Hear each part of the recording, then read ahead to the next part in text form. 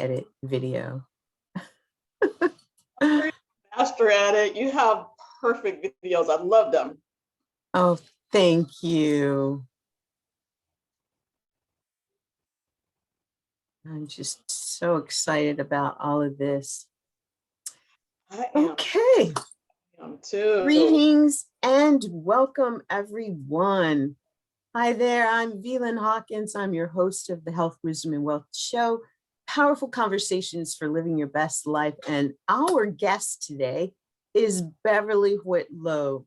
And we're in the conversation about menopause, ups and downs.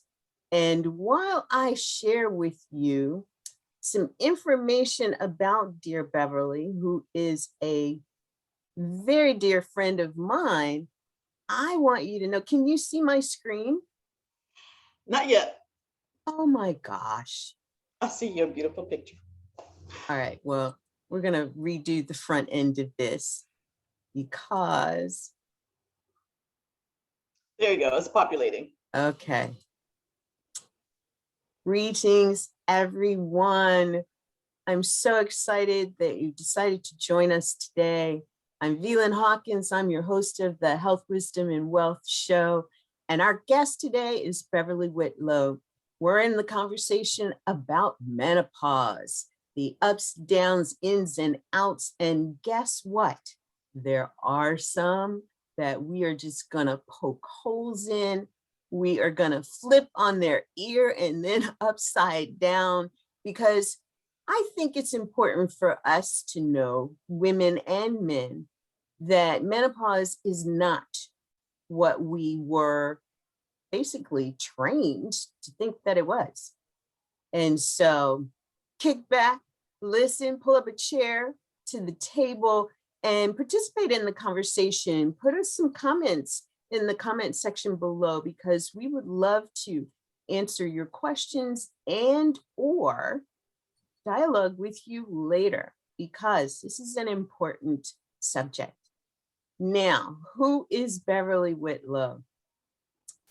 I'm so happy that she decided to join us, because on her journey, she has become CEO of Beverly Hills Health Wellness Coaching, and she's a certified health coach.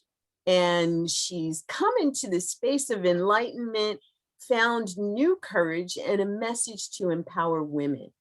So as a certified health coach, a fitness and holistic balanced living has really has and continues to be her heart's desire.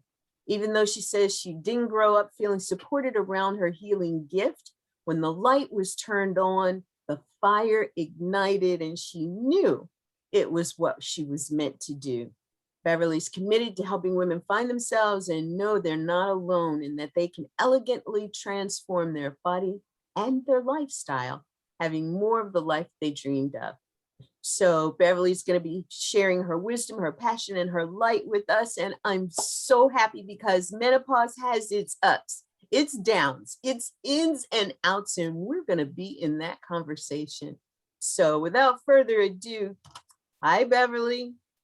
Welcome to the show. Hi, so happy to be here. And I am so thrilled to be sharing this conversation with your audience. This is such a powerful conversation. Wonderful.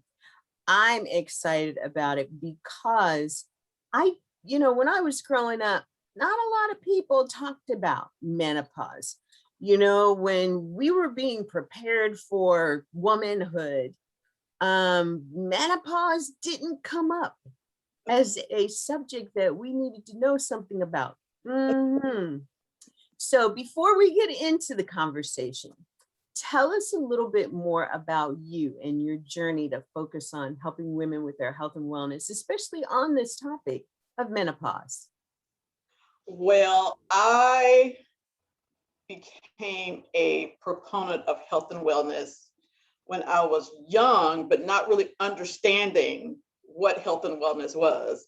One of the most challenging things that happened in my life was that my sister died, and she was very young, very young. And that has always stayed with me, because she was constantly under the doctor's care. She was always taking medication, and I was seeing her change, and I felt it was a result of the medication. But as a young person, you can't share that with the adults in your life and say that there's something wrong with this. This is a broken process. And I've been an advocate of like eating vegetables. We grew up on property that has acres and acres of land, and we had fruits and vegetables that were just available to us where we can go and just enjoy it. And I found that that was satisfying to me. It was so enjoyable for me. And I think that with my sister's health, she was not given the opportunity to seek out a holistic way to manage what she was going through. So that was a major impact and turning point, I think, in my life, that I realized that I'm going to take care of my health. And I was the black sheep in the family. When it was time to have dinners, I was like, I didn't want to eat what they were cooking. And it's just like, I ended up fasting a lot because I didn't want. So I've been on this journey of lifetime. I think maybe it's probably something that was innate in me. And as I got older and got in this space of perimenopause, I realized that, oh, I have the capability within myself to work through whatever is going on in my body, because my body is so smart. Yes, our bodies are so smart. And we've gotten to where Smartphones and smart cars. I'm like, we have smart bodies. I love that. Yeah. Yeah, we've gotten to where we've discounted the wisdom of our bodies. And, many of us turned it off. And, then when we started hearing our bodies, it was telling us that it wasn't liking something, that it was having an issue with something. And we didn't know how to even interpret that. Mm-hmm. And so today, we're looking at a lot of things being different because we have had to figure this out. And I'm so glad that you're here with us, because we're going to do some figuring things out. We're going to do some figuring things out and laying some things on the table for our guests, because again, I have felt the force of me being a real disruptor in this space where, we go and take an antibiotic for this and, a thing for that. And, if we even just picked up some healthy vitamin supplements versus some of the other things that we're looking for, we would probably be in much better shape. But, you and I have had this conversation before. There's something even more natural than, a supplement, a good, healthy supplement. And that's the food that we eat. Yes. But before we really get into that, or bring more of that into the conversation, there's just such a touching story about your sister. Yeah. And what really opened you up to deciding to do things differently from what you were seeing as you were growing up. Did the women in your family outside of your sister actually live long lives? Did they live healthy, long lives, irrespective of some of the, non historical foods? I'll put it that way. Our ancient foods that we can grow out of the ground and eat, or at least back then we could, a lot easier than now. Okay, so I think the holistic and the naturopathic way, I got that from my grandmothers. Like, they were women who went out in nature and they pulled bark off the tree and they made teas, or they had a certain type of grass that they would boil. So I always saw home remedies. I felt that it was a little odd, like, why won't you just go to the doctor, But just seeing that, I understand now what that was.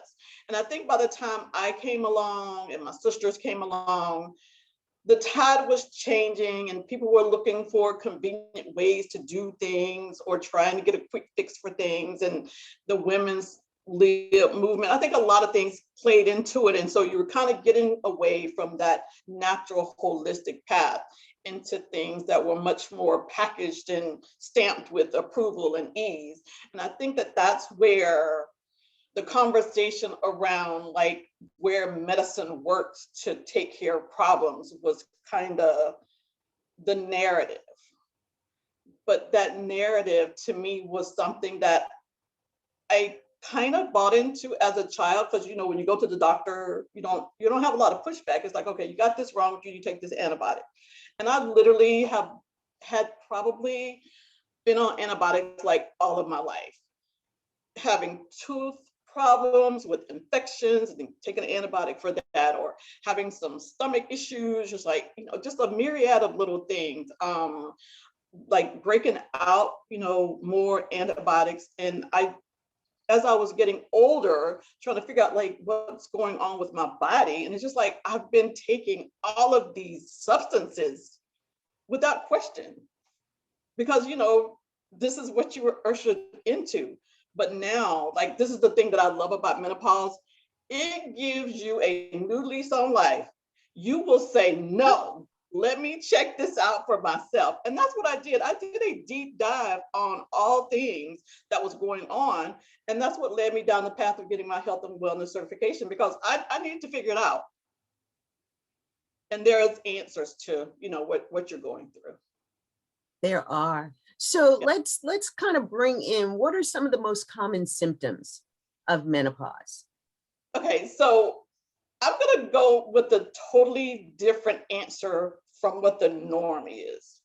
So I would say sleep is something that I hear a lot about, especially during menopause, because your hormones are changing and it's really challenging to get a full night's sleep.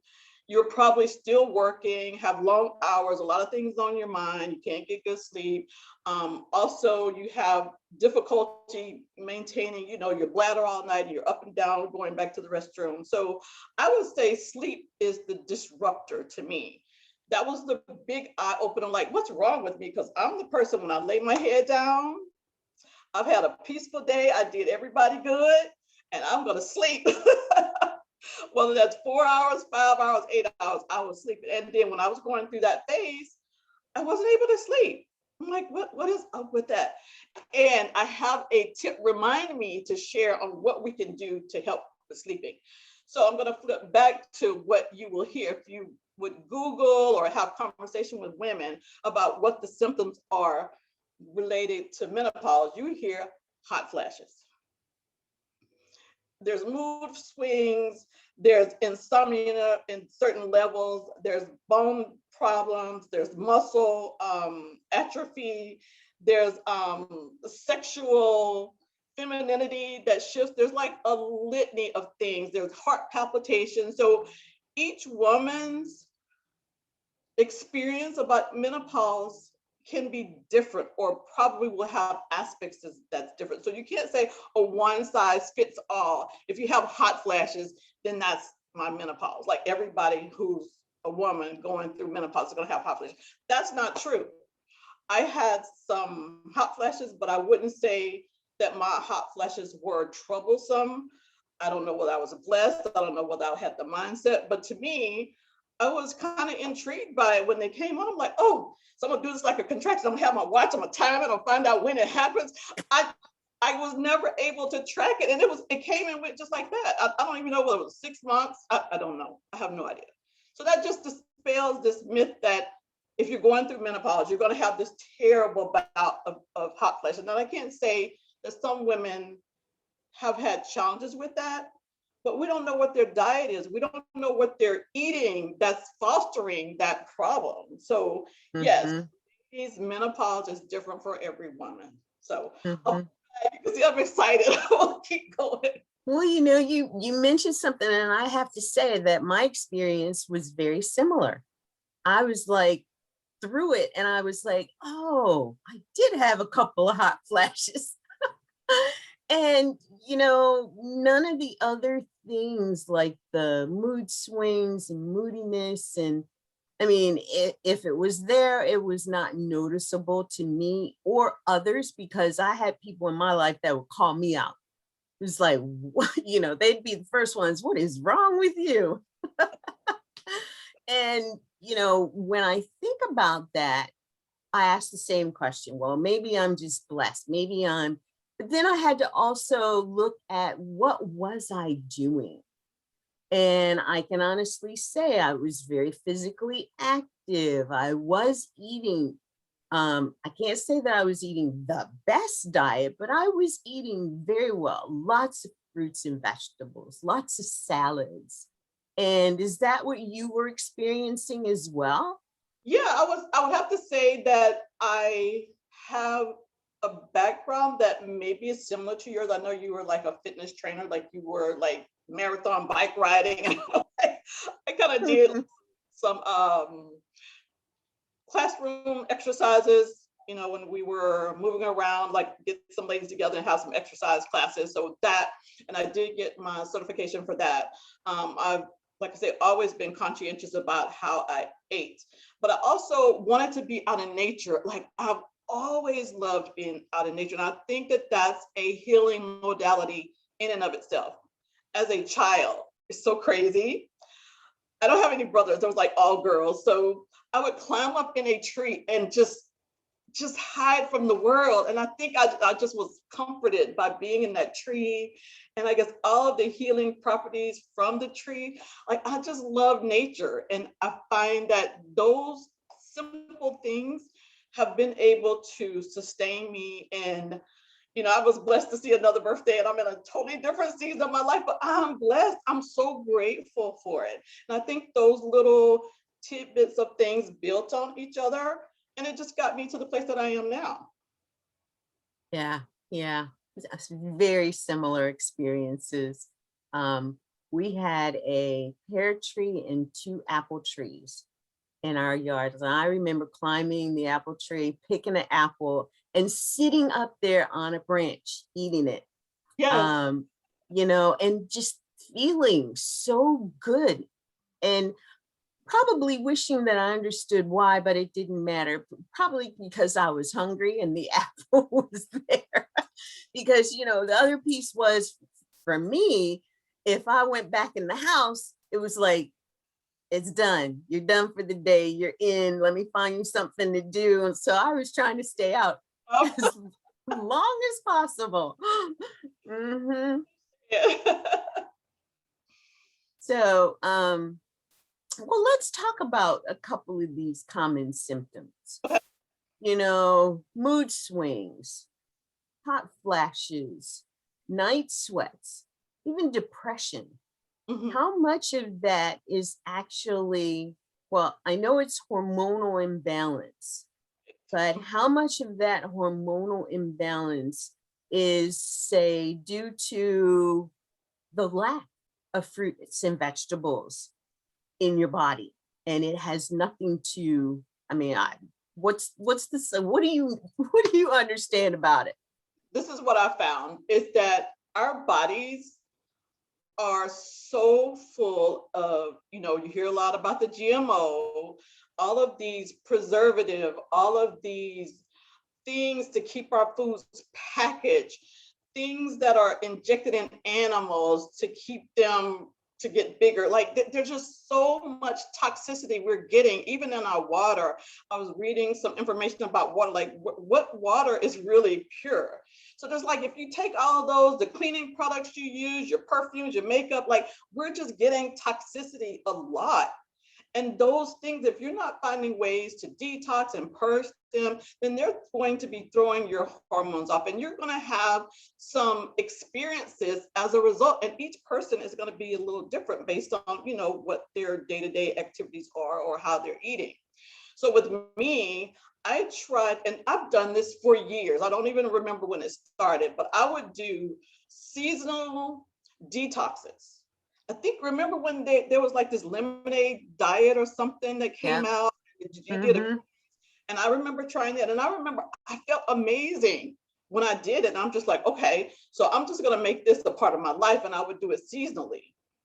And that's one of the things, like in the programs that I provide, is like, that's where you start. It's the food. You got to have good nutrient rich foods, and that's going to be your medicine. Food is thy medicine. So that will help you alleviate some of the symptoms that you're getting.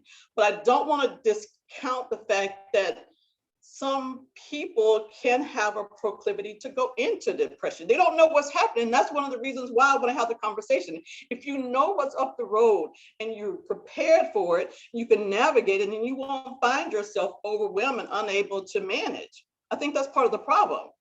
Mm-hmm. And like, I'm on the holistic natural path, so I don't speak on the things you have to go to the doctor to get.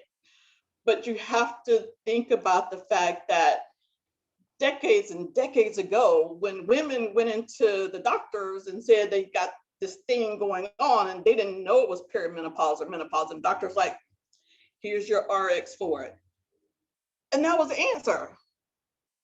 That was the answer.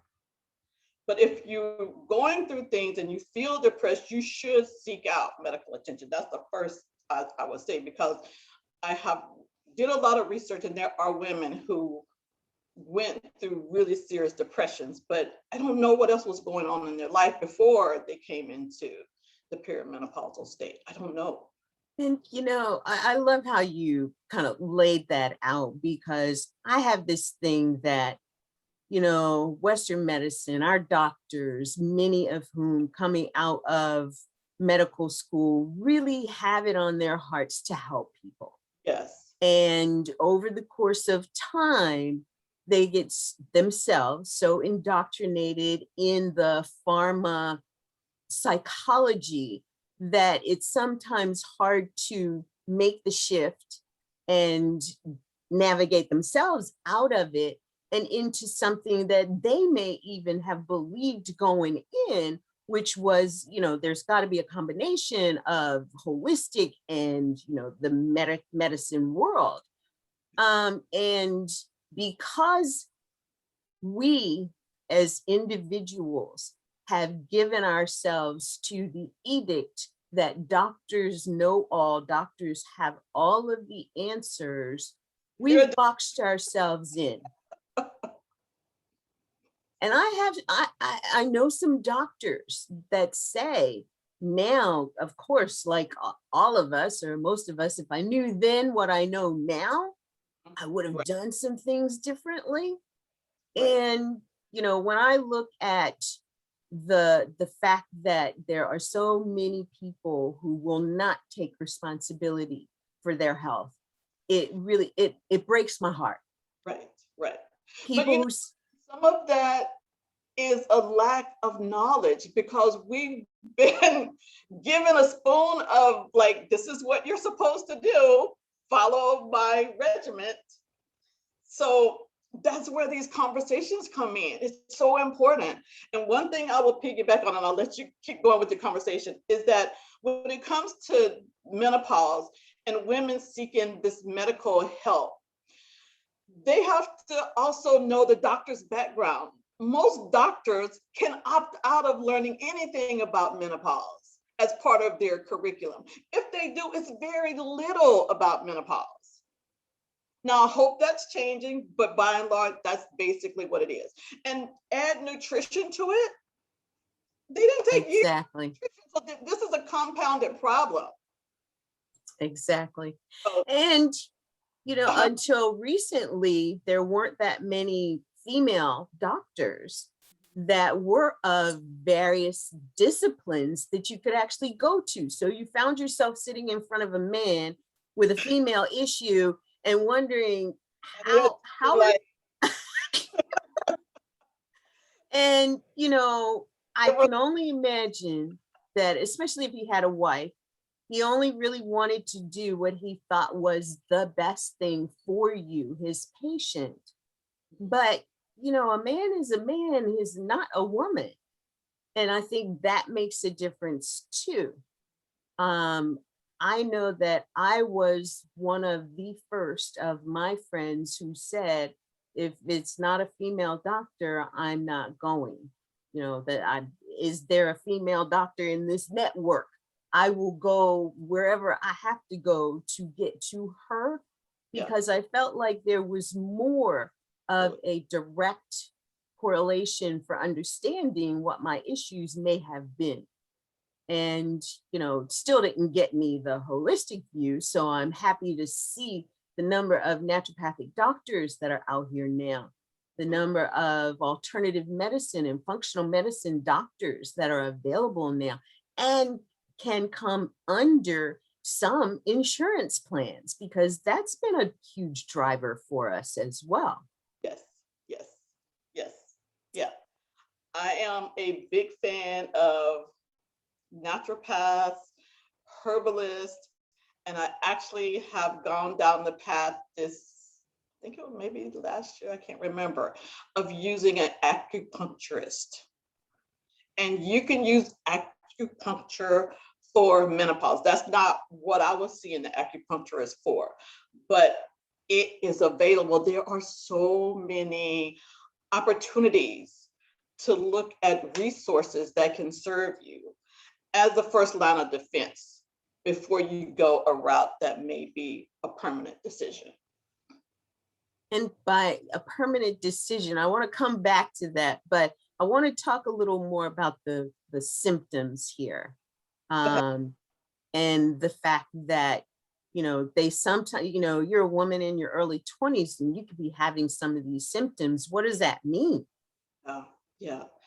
And that's why it's important to have this conversation, because some women are going through things and they're not sure what's happening, and they're going to the doctor and they're not aware of the fact that they're in a perimenopause stage. So that's the period before you go through menopause. And because of some of the ways our lifestyle is and our diet is, that can bring people, women, into perimenopause as early as their 20s. So it is cases out there. I've actually talked to someone who ended up going through it a little early. But perimenopause is a place that a lot of these little symptoms will show up, and you're not sure, wow, this is part of the stage before I get to menopause. They're not making the connection. If you have heart palpitation and you're like, oh, I need to go to the doctor because I think I'm having a heart attack, that's one of the symptoms of perimenopause. I think Oprah brought that to everybody's attention when she was going through it. Oh my gosh, that was like a decade ago that she was on television. So it's just a myriad of different things. And as you notice one or two things, and it doesn't, start looking into perimenopause, because there are a stair step of different things that will show up that are not in the norm of what you're used to. Another one is the weight gain. That was the one that I'm just like, we're going to figure out an answer to this, because I cannot be overweight and in the doctor's office dealing with insulin shots. Like, that is not happening. I know. And that is one that a lot of women think, well, that's natural because I'm getting up there in age. But one of the things I think that has been recognized is that if it's occurring during menopause, it has more of a tendency or propensity of staying. Stubborn. And so, regardless of you getting on the other side of it, you're figuring, oh, I've carried this weight now for so long, it's going to be with me for life. And it could be, except that there are some things that you can do that can really impact that and reverse that. And you talked about something permanent. What are you referring to there? And let's kind of shift the conversation to that a little bit. This is a landmine. There is an option for those women who choose to go to the doctor and get a prescription to resolve the symptoms of menopause or perimenopause. And it is hormone replacement therapy. And this is a process by which they try to determine where your hormone levels are and provide a pharmaceutical replacement to try to rebalance those hormones out. and it's a trial and error process. Now, a couple of decades ago, there was a major concern that hormone replacement therapies was related to cancer. So I think that they redid the studies and the numbers are better, and they're not exactly tied to the cancers to the greater degree. But I would encourage you to look into it, because once you go on hormone replacement therapy, it's almost a life choice, like you're on it for the remainder of your life. And trying to come off can be detrimental to your health. Wow. So did I say that nicely where people can heed? Really did. And I think that, you struck a nerve with being on this medication for life. Something synthetic that you are taking to regulate something that gets regulated naturally and can get regulated naturally. Yeah. Yet once you start down this road, it's kind of like you're going to be going down that road forever. And the problem becomes not so much the hormonal replacement and the therapy around it, but the therapy itself can lead to other issues within your body. Yes, definitely. Definitely. So you're thinking you're correcting one thing, and yeah, I got to be on this for the rest of my life. But have you also considered that that thing could lead to not one, but a number of other things? I have to admit that when, I don't know, the FDA or whoever decided that it was important to put the precautions on drug prescriptions, and you got to see this drug will do A, B, and C, and the counter or contraindications and the negative effects may be, and then you got a list arm's length long.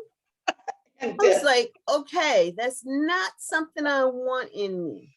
Yeah. Even if you're telling me for 4 days or 10 days, I'm like, no. And one of them is death, Very last one you read down is like possible death. I'm just like, brain damage and all of these things. I'm like, okay, so let me do the math here. mm-hmm. Is it worth it for me to figure out something else? Mm-hmm. And maybe eat some more vegetables, eat another salad a day, Yeah. or do this. And I don't want people to think that I'm kind of touting that a salad a day is gonna, cure all of your ailments. But there are studies that show that certain vegetables, certain fruits, certain roots actually help the body to get into its recovery cycle, and it has the nutrients that it needs to pull on in order to affect the change to better health. Yeah. And estrogen and progesterone. I mean, and in cruciferous vegetables, you have your flaxseed. I mean, these are things that I incorporate. Avocados, like, yeah, this is my prescription right here. It's all in my refrigerator. yes. And also point out is that there are cases where women need that, and that's an option. So we just want to say, just be cognizant. If that's the option for you, good. But my platform is health and wellness on the most natural, holistic way possible. And Lynn, you know more than I know about all of the doctors that have came into this space to shift the way that they were treating their patients. So you're speaking from the source. I am, and I want to talk about some of those vegetables and fruit, but I often find it helpful to bring in a couple of those stories. And I have to tell you, the one that got me, there's two that really kind of, did that for me. One was me, after we had interviewed Dr. Neil Barnard, I had an opportunity to ask a couple of additional questions, and I shared with him the story of the fact that my dad died at age 29 of a massive heart attack. And he was without words for a moment. And he basically put his hands together like this. He took a deep breath and he said, "I am so sorry. That should never have happened." And I knew exactly what he meant, which was, if he had known that what he was eating was contributing to this possibility, I am certain, and I am certain that most men with families that they love, most women with families that they love, most parents with children that they love will think again and think harder and look more diligently to some of the other things that we can bring into our lives and our families in order to shift from something like that occurring. The second story was, and I'll make it really short, was Dr. Rizwan Bukhari, heart surgeon, talked about how, he's the last line of defense. When people come see him, they're ready to go under the knife to get their chest cracked open and, get in that heart and, dig stuff out or whatever they do that just doesn't sound great to me. But he said, and I talk to my patients and I say, there's no guarantees that you're even going to come out of this. Right. But if there is a way that you can do this without having to even undergo the knife, would you consider it? And they're open to hearing initially, but when they find out, when they find out that it means that they have to change their diet and lifestyle, what they're eating, they're like, nope, we're going for the surgery. Crack me open, do what you got to do. And I'm just astounded. No. Right. But there's story after story after story, evidence upon evidence of the number of people that have taken the doctors up on those options. And, 6 months later, a quadruple bypass turns out to be a very healthy heart, no blockage, somebody about to undergo eye surgery on this nutritionally dense diet that focuses on the things that the eyes really pull in. Surgery was either to a lesser degree or not needed. I actually heard stories of people who were suffering from blindness being able to get on this diet and recover some sight. Now, of course, they weren't going to 20/20, but they couldn't see. Yeah, Monica must. I'm like, right. When I broke my wrist, I was in the hospital and, I was just observing who's here, what are they here for? And I saw this young woman. She was probably 100 pounds overweight, but she was very agile. She was moving very well, but she was in the hospital. Something was wrong. And I guarantee you, they were not talking to her about changing her diet. And I just wanted to just step out of my lane and go up and say something to her. But the other piece of it is too, Beverly, and let's talk about this for a minute. When people are in the space of illness, they sometimes don't hear what's being offered up as, potential alternatives and and I don't know, does that still go back to people not wanting to take responsibility for their own health and life, or what? What's your take on that? My thing is, I'm not a TV watcher. And I did a TV fast for 30 days one time. And the fog that lifted by me doing a TV fast was amazing. I challenge any of you out there to do this.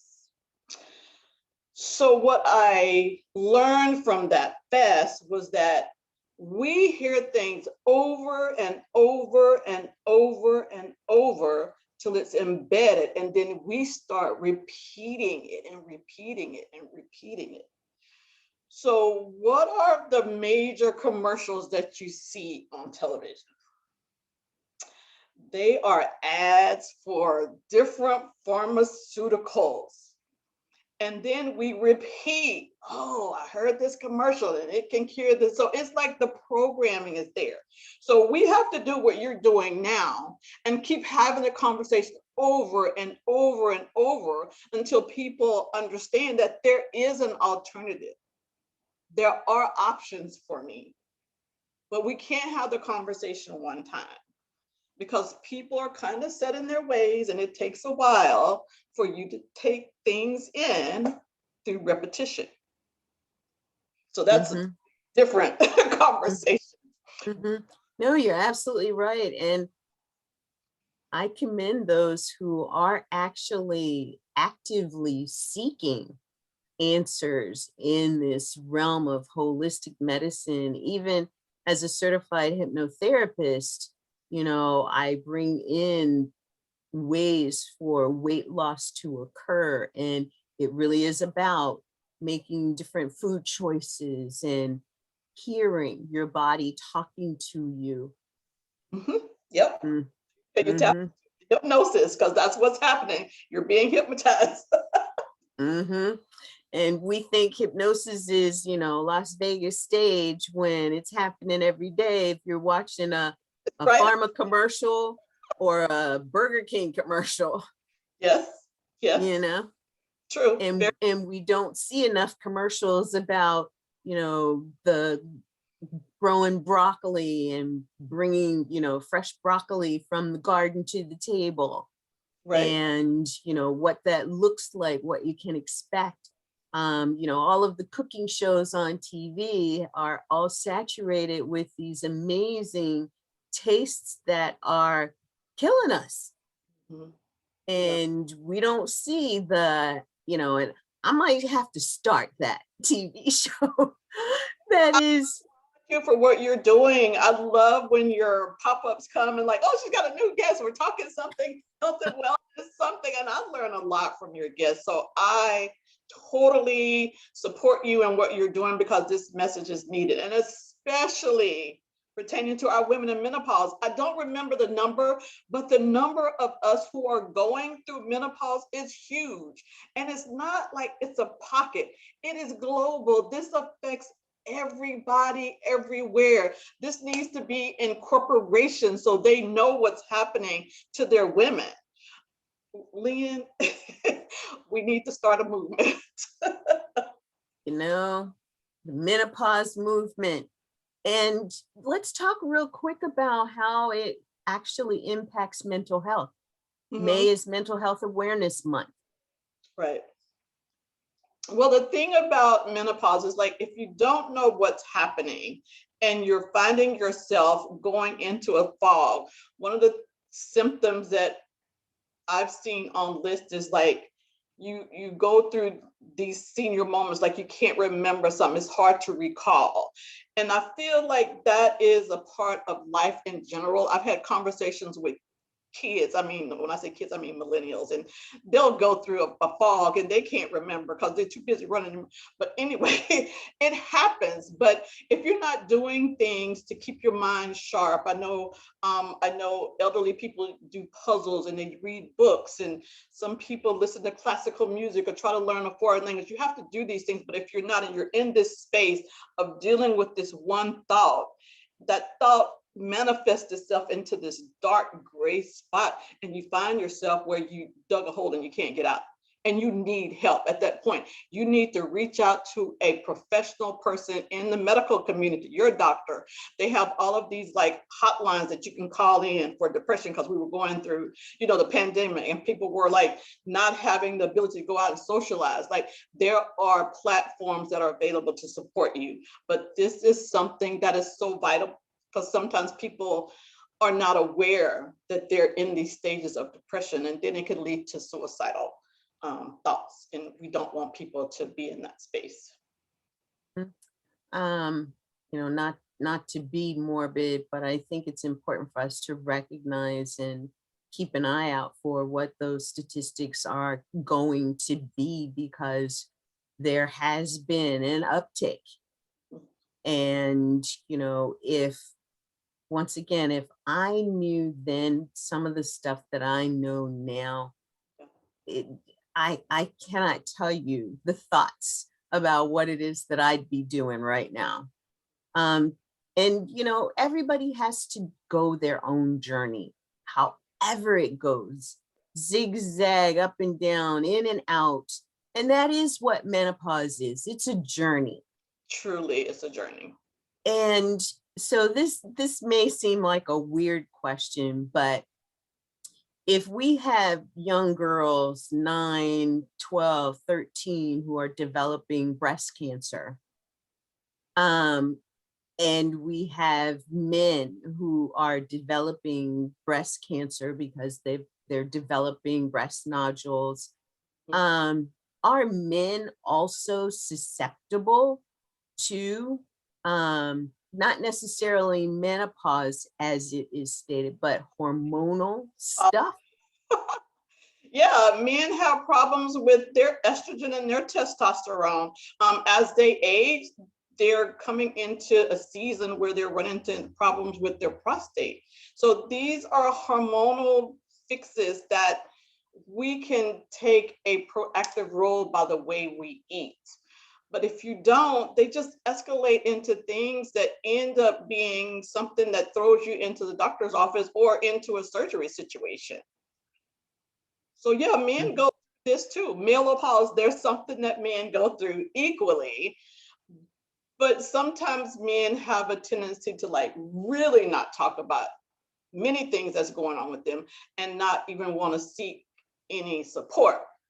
But at least women will go in to get some help. But my conversation is like, have these discussions early on so you know what's going on and you can prepare, and you won't be in this state of shock when the doctor is telling you, oh, well, you're in perimenopause or menopause. I think that this needs to be a conversation that's had in the schools to introduce, part of the health classes. I think I was telling you that here in the United States, we have an obsession with youth. I was listening to some podcasts over in Europe, and they are so open and so eager to have conversations and dialogues around menopause. And the timing is amazing because just like about a couple of days ago or last week, there was this menopause series that was launched through like Channel 4 over in Europe. And I tried to download it or pull it up, and it's like blocked because it's over there and I can't get it, but I did share it with you. And this lady named Davida was doing a series in conjunction with a doctor to talk about symptoms of menopause and perimenopause and alternatives on how to manage through this season. So here in the United States, I'm good with being recognizing the young people, but we have a whole section of society here in the US who are going through things that they're not really knowledgeable about, and they should have had this information decades before, just to have a knowledge. We prepare for driving and all of the processes of driving. We prepare you for education, all these processes. But when it comes to womanhood, you just wake up one day and you're there. Where's the process of the womanhood? And the thing about it, once you get here and you do navigate it, this is the best season of your life. I love this, absolutely love it. I don't say that the symptoms that I went through were shocking to me because I'm a reader and I research, but it's just like some of the symptoms that I was going through, I couldn't understand, and I need some more information. But I was able to detect it, find a way to shift it, and I'm good. I love menopause, and I want to share with other women, like, don't dread this time. This is your time. You've been through all these things in life and you made it here. You are good. This is your time. Like, Lynn, I am so thrilled. Like, kids are gone, you're at retirement, and you can just set your own course for life. Like, where's the book that you're supposed to write? Where's the people you're supposed to mentor? Where's the platform where we need to reach out and support each other? We're the sage women in this stage. I love it. I'm preaching, so I'm going to stop. I love it. I love it. Yes. And you touched on so many awesome points. You're right. When you get to this stage, you've got some new choices to make. And what's really nice is when you can choose to make what you eat different and do that part of your life different. You talked about, the fact that we often look for regaining our youth. Well, what if the foods that we eat could actually be our fountain of youth? And, if we didn't know it, we'd think that it was something that, somebody needed to go find for us, when it is right here with the combination of the kinds of foods that we eat. And on that note, I want to make sure that our viewers know that they can download their copy of the top 15 alkaline foods that I think really do kind of open up your fountain of youth. And then I know that you have a special gift for our audience as well. Why don't you tell us a little bit about that? Yeah, so I have a link that I provided to Lynn, and I want to share it with you for being here and being a part of the conversation of menopause. And don't let it stop here, but it's 6 ways to bust through belly fat. And that's one of the biggest challenge I think that women have when you're going through menopause, you're in menopause, or just life in general. You don't want to have this girth around your waist, because that's one of your indicators of health. So download the book. It's my gift from you. And I would love to hear what your experience was after you go through the 6 steps. Awesome. I love that. So our audience has available to them 2 gifts, and yours is already in the info on the bottom of the video. So jump in there and leave us a comment. Let us know what you thought was thought-provoking in this conversation that we shared. And we're not quite done yet, so hang tight, because I have one more question for Beverly. I really find that it's important for me to ask all of my guests, is there some wisdom that you believe is important that you want to share with our audience in this last bit of time that we're spending here together, something that you want to actually have a positive impact on them?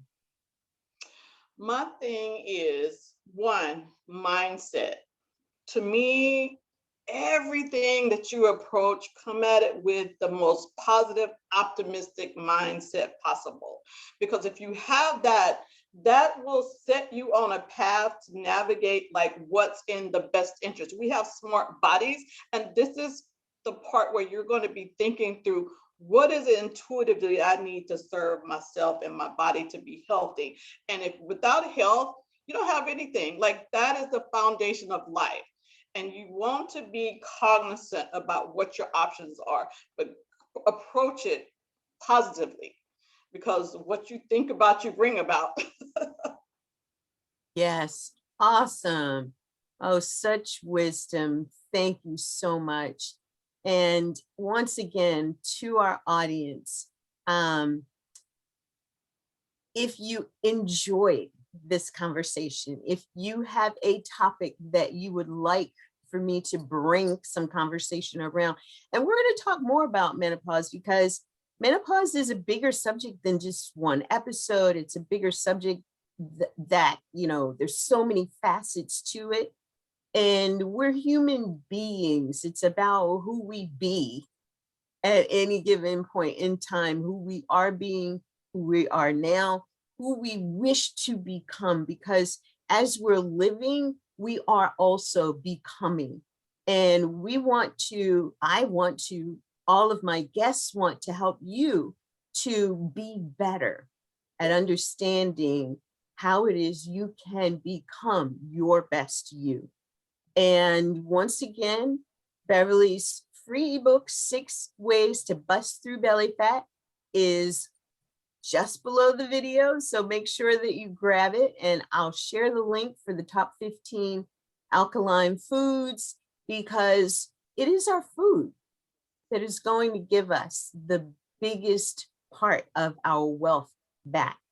And if you don't know, this is a place where you can find out more. I have other resources for you. So do stay, come back, visit us again, be a part of the additional conversation, because our goal is to make sure that you have the information you need, just like we were talking about earlier, to make those decisions, those choices that are going to take you into a life of longevity and good health.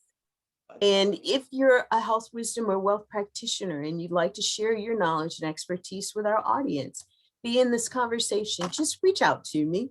PM me, message me on Facebook, message me on LinkedIn, email me at vlyn@p3academy.com. Let's connect. I love being in these conversations because I know that the ripple effect is in process, and I want you to be a part of this as well. So, okay, everyone, thank you once again for joining us today. We've got some exciting things coming up in future episodes. Turn on your notifications, be a part of it all. Like our YouTube channel, subscribe, like our Facebook page, subscribe to YouTube channel, and do us a favor and share. We would love it and appreciate it if you share it and help us get the message out.